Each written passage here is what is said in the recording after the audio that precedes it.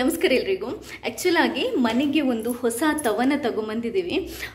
ತುಂಬಾ ಸ್ಪೆಷಲ್ ಇದೆ. ಆ್ಯಕ್ಚುಲಿ ನಾನು ತುಂಬ ಇಷ್ಟಪಟ್ಟು ತಗೊಂಬಂದಿರೋದು. ಇದು ತುಂಬಾ ಚೆನ್ನಾಗಿದೆ. ಇದ್ರದ್ದು ಏನು ಸ್ಪೆಷಲ್, ಇದನ್ನೇ ನಾನು ಯಾಕೆ ತಗೊಂಬಂದೆ ಅಂತ ಈ ವಿಡಿಯೋದಲ್ಲಿ ಹೇಳ್ತಾ ಇದ್ದೀನಿ. ನಿಮಗೂ ಹೆಲ್ಪ್ ಆಗ್ಬೋದು. ವಿಡಿಯೋನ ಪೂರ್ತಿಯಾಗಿ ನೋಡಿ, ಇಷ್ಟ ಅಂದರೆ ಲೈಕ್ ಮಾಡಿ, ಹಾಗೆಯೇ ಈ ವಿಡಿಯೋನ ಶೇರ್ ಮಾಡಿ. ಥ್ಯಾಂಕ್ಸ್ ಎಲ್ರಿಗೂ. ಇದನ್ನ ಆ್ಯಕ್ಚುಲ್ ಆಗಿ ನನಗೆ ಶಾಪಲ್ಲಿ ನೋಡಿದ ಕೂಡಲೇ ಇದನ್ನೇ ತಗೋಬೇಕು ಅಂತ ಅನ್ನಿಸ್ತು. ತುಂಬಾ ಚೆನ್ನಾಗಿದೆ. ಎಲ್ಲದಕ್ಕಿಂತ ಜಾಸ್ತಿ ಚೆನ್ನಾಗಿರೋದು ಅಂತಂದರೆ ಇದರದ್ದು ಹಿಡಿ. ಎಷ್ಟೇ ಕೆರೆದ್ರು, ಎಷ್ಟೇ ನಾವಿದನ್ನ ಯೂಸ್ ಮಾಡಿದರೆ ಇದೆಯಲ್ವ, ಒಂದು ಚೂರು ಹಾಳಾಗಲ್ಲ. ಸೂಪರಾಗಿ ದೋಸೆನ ನಮಗೆ ಹಾಕೋದಕ್ಕೂ ಬರುತ್ತೆ. ಎಷ್ಟು ಟೈಮ್ ಬೇಕಾದರೂ ನಾವಿದರಲ್ಲಿ ಸೂಪರ್ ಆಗಿರುವಂಥ ದೋಸೆನ ಮಾಡ್ಬೋದು. 100% ಆಗಿ ನಮ್ಮ ಭಾರತ ದೇಶದಲ್ಲೇ ಮಾಡಿರುವಂಥದ್ದು, ಇಂಡಿಯನ್ ಮೇಡ್. ಇದು ಪ್ರೆಸ್ಟೀಜ್ ಕಂಪ್ನಿಯವ್ರದ್ದು ಒಮೆಗಾ ಡೈಕಾಸ್ಟ್ ಪ್ಲಸ್ ಅಂತ ಈ ತವದ ಹೆಸರು. ಎಲ್ಲ ಕಡೆ ಸಿಗ್ಬೋದು ನಿಮಗೆ, ಹೋಮ್ ಅಪ್ಲಯನ್ಸ್ ಶಾಪ್ಗಳಲ್ಲಿ, ದೊಡ್ಡ ದೊಡ್ಡ ಶಾಪ್ಗಳಲ್ಲಿ, ಇಲ್ಲ ಆನ್ಲೈನಲ್ಲಿ ಬೇಕಾದರೂ ನೀವು ಅಮೆಝಾನ್ ಇದರಲ್ಲಿ ಬೇಕಾದರೂ ತರಿಸ್ಬೋದು. ನಿಮಗೆ ಇಷ್ಟ ಆದರೆ. ತುಂಬಾ ಸ್ಪೆಷಾಲಿಟಿ ಇದೆ ಈ ತವದ, ಅದಕ್ಕೋಸ್ಕರನೇ ನಾನು ಇದನ್ನ ತಗೊಂಡೆ. ಕೆಲವೊಂದು ಸರಿ ನಮಗೆ ದೋಸೆ ಮಾಡ್ತಾ ಏನಾಗುತ್ತೆ, ತವ ಇದೆಯಲ್ವ, ನಾವು ಉರಿ ಒಂದು ಸ್ವಲ್ಪ ಕಮ್ಮಿ ಜಾಸ್ತಿ ಮಾಡಿದಾಗ ತುಂಬ ಹೀಟ್ ಆಗುತ್ತೆ.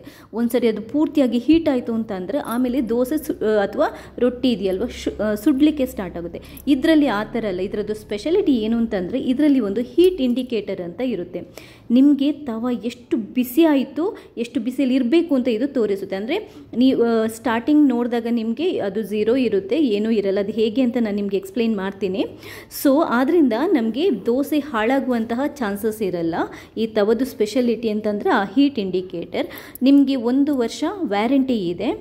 ಫಿನಿಶಿಂಗ್ ಕೂಡ ಅಷ್ಟೇ ತುಂಬಾ ಚೆನ್ನಾಗಿದೆ. ಆ್ಯಕ್ಚುಲಾಗಿ ನನಗೆ first impression is best impression ಅಂತ ಹೇಳ್ತಾರಲ್ಲ, ನನಗೆ ಇದ್ರದ್ದು ಫಸ್ಟ್ ಲುಕ್ಕೇ ನನಗೆ ತುಂಬ ಇಷ್ಟ ಆಯಿತು. ಯಾಕಂತಂದರೆ ಅದರ ಶೇಪ್ ಇರ್ಬೋದು, ಅದರ ಹ್ಯಾಂಡಲ್ ಇರ್ಬೋದು, ತುಂಬಾ ಯುನೀಕ್ ಆಗಿತ್ತು. ಬೇರೆ ನಾರ್ಮಲ್ ತವಗಳ ಥರ ಅಲ್ಲ, ತುಂಬಾ ಯುನೀಕ್ ಆಗಿತ್ತು. ನಿಮಗೆ ಈ ಬಾಕ್ಸಲ್ಲೇ ಇದರದ್ದು ಮ್ಯಾನ್ಯಲ್ ಎಲ್ಲ ಬರುತ್ತೆ. ಯಾವ ಥರ ನಾವು ಯೂಸ್ ಮಾಡಬೇಕು, ಎಷ್ಟು ಕೇರ್ಫುಲ್ಲಾಗಿ ಯೂಸ್ ಮಾಡಬೇಕು ಎಲ್ಲದೂ ಬರುತ್ತೆ.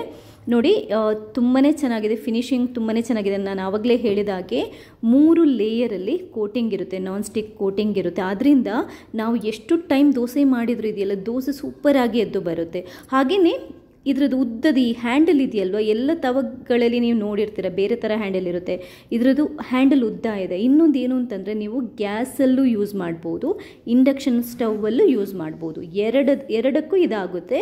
ವೆಯ್ಟ್ ಇದೆ, ತುಂಬ ಭಾರ ಇದೆ. ನಮಗೆ ಕಬ್ಬಿಣದ ಕಾಸ್ಟ್ ಐರನ್ ತವ ಇರುತ್ತಲ್ವ, ಎಷ್ಟು ಭಾರ ಇರುತ್ತೆ ಅಷ್ಟೇ ಭಾರ ಇದೆ.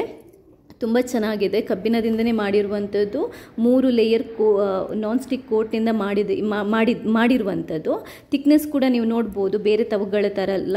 ಅದೇ ಥರ ಹ್ಯಾಂಡಲ್ ಕೂಡ ನಾನು ನಿಮಗೆ ಕ್ಲಿಯರಾಗಿ ತೋರಿಸ್ತಾ ಇದ್ದೇನೆ. ಹಾಗೆಯೇ ಇನ್ನೊಂದು ಏನು ಅಂತಂದರೆ ಇದ್ರದ್ದು ಮೇಯ್ನಾಗಿ ಸ್ಪೆಷಾಲಿಟಿ ಏನು ಅಂತಂದರೆ ಈ ಹೀಟ್ ಇಂಡಿಕೇಟರ್. ನಿಮಗೆ ಇಲ್ಲಿ ಕಾಣ್ತಾ ಇದೆಯಾ, ಒಂದು ನಾಬ್ ಥರ ಕಾಣ್ತಾ ಇದೆಯಲ್ವ, ಅಂದರೆ ಈ ಮಾರ್ಕ್ ಇದೆಯಲ್ವ, ನಿಮಗೆ ಸ್ಟವ್ ಮೇಲೆ ಇಟ್ಟಾಗ ಕಲರ್ ಚೇಂಜ್ ಆಗ್ತಾ ಹೋಗುತ್ತೆ. ಅಂದರೆ ತವ ಎಷ್ಟು ಹೀಟ್ ಆಯಿತು ಅಂತ ಅದರಲ್ಲಿ ಗೊತ್ತಾಗ್ತಾ ಹೋಗುತ್ತೆ. ಫಸ್ಟ್ ಈಗ ನೋಡಿ ಬ್ಲ್ಯಾಕ್ ಇದೆ, ನಾನು ನಿಮಗೆ ಆಮೇಲೆ ಇದನ್ನ ಬಿಸಿ ಮಾಡಿ ತೋರಿಸ್ತೇನೆ. ಕಂಪ್ಲೀಟಾಗಿ ಜಾಸ್ತಿ ಬಿಸಿ ಆದಾಗ ರೆಡ್ಡಾಗಿ ಹೋಗುತ್ತೆ.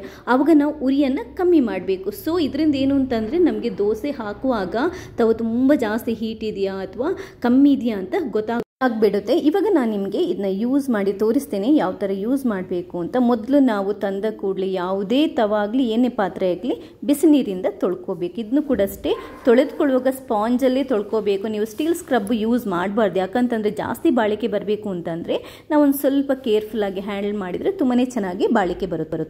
ನೀಟಾಗಿ ತೊಳೆದುಕೊಂಡು ಒರೆಸ್ಕೊಂಡಿದ್ದೇನೆ. ಅದಾದ ನಂತರ ಸ್ಟವ್ ಮೇಲೆ ಇಟ್ಟು ಮೀಡಿಯಂ ಫ್ಲೇಮನ್ನು ಇಟ್ಬಿಟ್ಟಿದ್ದೇನೆ. ಇವಾಗ ಸೈಡಿಂದ ನಿಮಗೆ ಇಂಡಿಕೇಟರ್ ಗೊತ್ತಾಗ್ತಾ ಇದೆ, ಕಲರ್ ಚೇಂಜ್ ಆಗ್ತಾ ಇದೆ. ಉರಿ ಯಾವಾಗಲೂ ಯಾವ ಥರದ ತವ ಬೇಕಾದ್ರೂ ಉರಿ ಮೀಡಿಯಮಲ್ಲಿ ಇದ್ದಷ್ಟು ಒಳ್ಳೆಯದು. ಉರಿನ ಜಾಸ್ತಿ ಮಾಡಿಕೊಂಡ್ರೆ ಇದೆಯಲ್ವ, ಎಂಥ ಒಳ್ಳೆ ತವ ಆದರೂ ಇದೆಯಲ್ವ ಹಾಳಾಗೋಗುತ್ತೆ. ಯಾವಾಗಲೂ ನಾವು ಚಪಾತಿ ಮತ್ತು ದೋಸೆ ತವನ ಯಾವತ್ತೂ ಸಪ್ರೇಟಾಗಿ ಎತ್ತಿಡಬೇಕು. ಯಾಕಂತಂದರೆ ಚಪಾತಿಗೆ ಉರಿ ಜಾಸ್ತಿ ಬೇಕಾಗುತ್ತೆ. ಆದ್ದರಿಂದ ಅದಕ್ಕೊಂದು ನಾರ್ಮಲ್ ಆಗಿರುವಂಥ ತವನ ಇಟ್ಬಿಡಬೇಕು. ದೋಸೆ ಮಾಡುವ ತವನ ತುಂಬಾ ಕೇರ್ಫುಲ್ ಆಗಿ ಹ್ಯಾಂಡಲ್ ಮಾಡಬೇಕು. ನೋಡಿ, ಇದು ರೆಡ್ ಆಗಿದೆ ಇಂಡಿಕೇಟರ್. ಸೊ ತವ ಕಾದಿದೆ. ಇಷ್ಟು ಕಾದಾದ ನಂತರ ನಮಗೆ ದೋಸೆ ಹಾಕಲಿಕ್ಕೆ ರೆಡಿ ಆಗಿದೆ ಅಂತ ಅರ್ಥ. ಇವಾಗ ಒಂದು ಸ್ವಲ್ಪ ಫಸ್ಟ್ ಮಾಡುವ ಒಂಚೂರು ತುಪ್ಪ ಅಥವಾ ಎಣ್ಣೆನ ಒಂದು ಟಿಶ್ಯೂ ಪೇಪರ್ ಅಥವಾ ಸಾಫ್ಟ್ ಬಟ್ಟೆಗೆ ಹಾಕ್ಕೊಂಡು ನಾವು ಫುಲ್ಲು ತವಕ್ಕೆ ಸ್ಪ್ರೆಡ್ ಮಾಡಿ ಅದಾದ ನಂತರ ನಾವು ದೋಸೆನ ಹಾಕೋಬೇಕು. ಪರ್ಫೆಕ್ಟಾಗಿ ತುಂಬಾ ಚೆನ್ನಾಗಿ ದೋಸೆ ಬರುತ್ತೆ.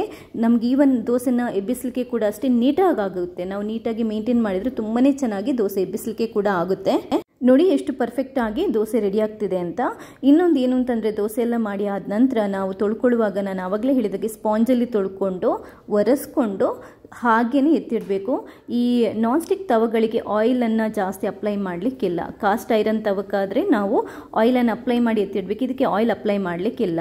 ದೋಸೆ ಹಾಕೊಳ್ಳೋಕ್ಕಿಂತ ಮುಂಚೆ ಒಂಚೂರು ಆಯಿಲ್ ಅಪ್ಲೈ ಮಾಡಿದರೆ ಒಳ್ಳೆಯದು. ಬಟ್ ರೆಗ್ಯುಲರ್ ಆಗಿ ಆಯಿಲ್ ಅಪ್ಲೈ ಮಾಡಿ ನೀವು ದೋಸೆ ಮಾಡಿದರೆ ತವ ಹಾಳಾಗುತ್ತೆ. ಇಷ್ಟು ನೋಡಿ, ಆ್ಯಕ್ಚುಲಾಗಿ ಇದನ್ನ ನಾನು ಬ್ಯಾಂಗ್ಳೂರಲ್ಲಿ ಒಂದು ಶಾಪಲ್ಲಿ ತೊಗೊಂಬಂದಿರೋದು. ಇದರ ಡೀಟೇಲ್ಸ್ ಹಾಕಿರ್ತೀನಿ, ನೀವು ಆನ್ಲೈನಲ್ಲಿ ಬೇಕಾದರೆ ಚೆಕ್ ಮಾಡಿ, ನಿಮಗೆ ಸಿಗ್ಬೋದು. ಅಮೆಝಾನಲ್ಲಿ ಅಥವಾ ಫ್ಲಿಪ್ಕಾರ್ಟಲ್ಲಿ ಸಿಗ್ಬೋದು, ಚೆಕ್ ಮಾಡಿ. ಥ್ಯಾಂಕ್ಸ್ ಎಲ್ರಿಗೂ.